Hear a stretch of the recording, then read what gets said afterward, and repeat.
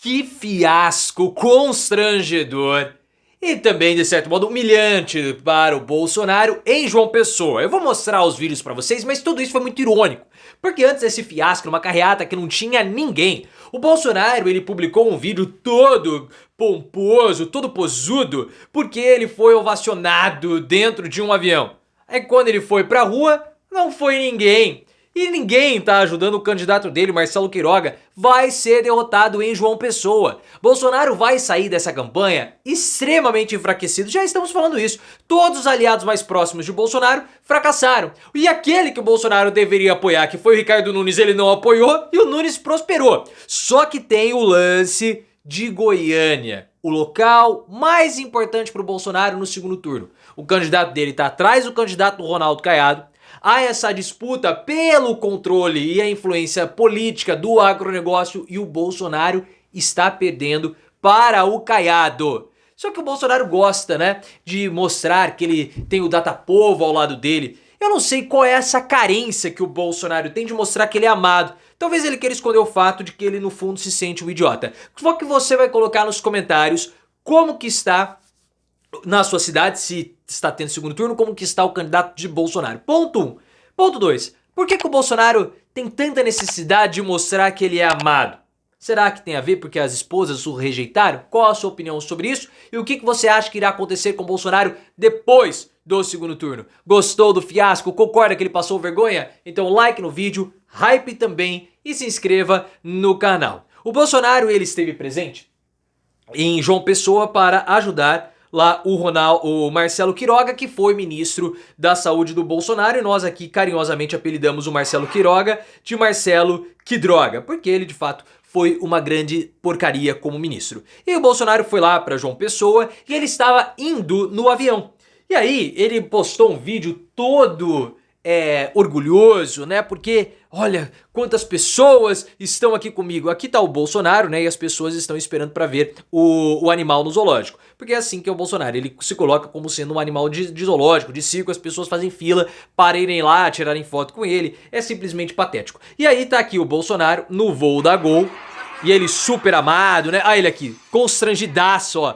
Posição, braço fechado, sai de perto de mim, né? Mas as pessoas estão indo lá, dá amendoim pra ele, ó, encostou no Bolsonaro. Ele não muda a posição, ó, desconfortável a beça. Olha a cara dele aqui, ó. Olha lá, ih, a mulher me encostou em mim. Aí, ó, super desconforto do Bolsonaro. O cara não cruzou o braço em nenhum momento. Você acha que ele tava feliz com isso?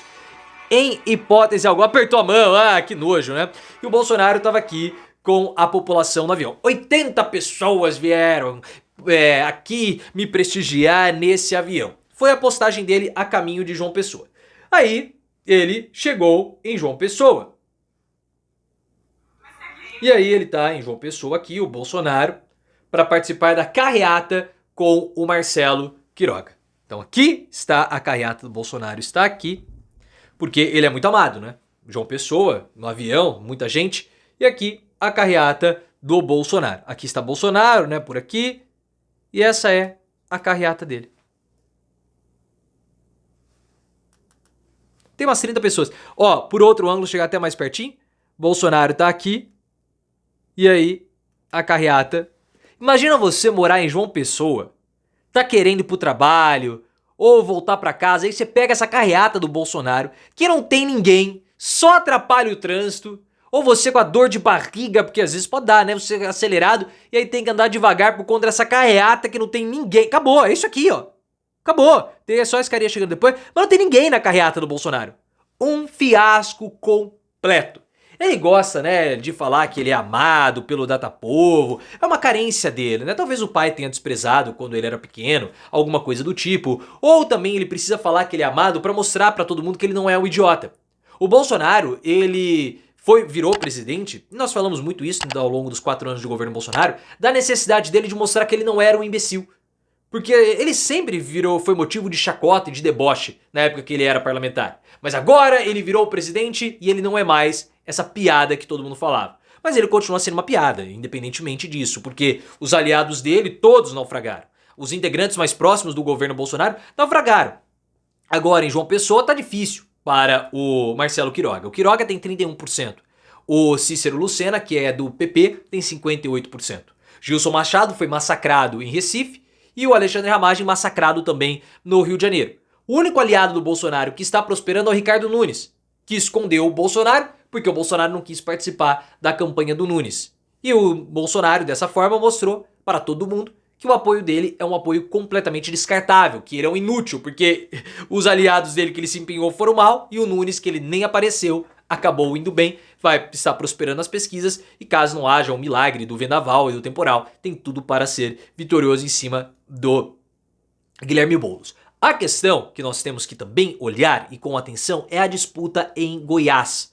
Porque em Goiás tem duas cidades importantes, Goiânia, que é a capital, e Aparecida de Goiânia, que é a segunda maior cidade do estado. E por que são importantes? O Ronaldo Caiado, governador local do União Brasil, já conquistou 60% das prefeituras.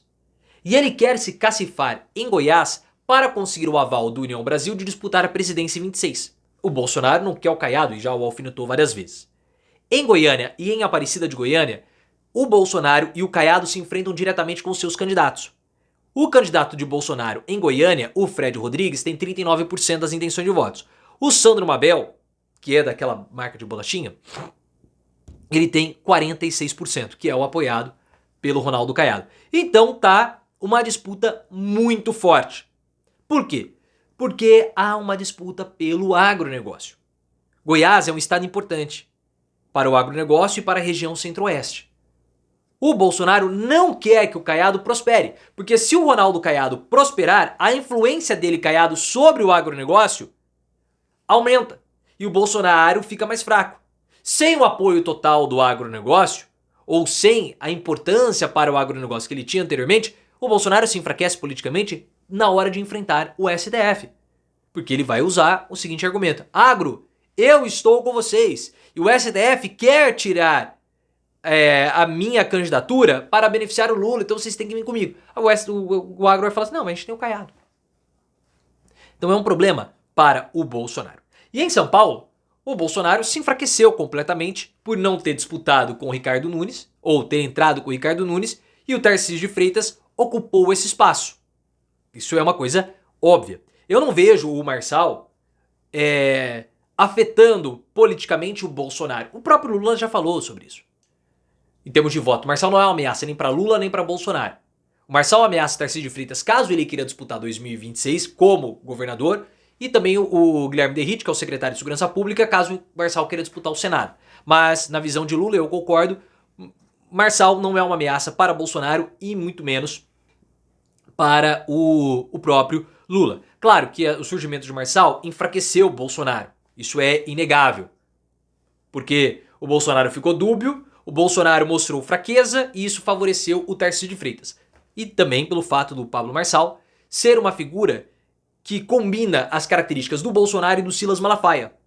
O Marçal, ele é político como o Bolsonaro, mas o Bolsonaro não é religioso como o Malafaia. Malafaia é religioso, é um líder religioso, mas ele não é político. O Marçal é os dois. E como o bolsonarismo se transformou cada vez mais num movimento político-religioso, ter uma figura que congregue as duas características religiosas e políticas o fortalece ou o beneficia, caso Pablo Marçal.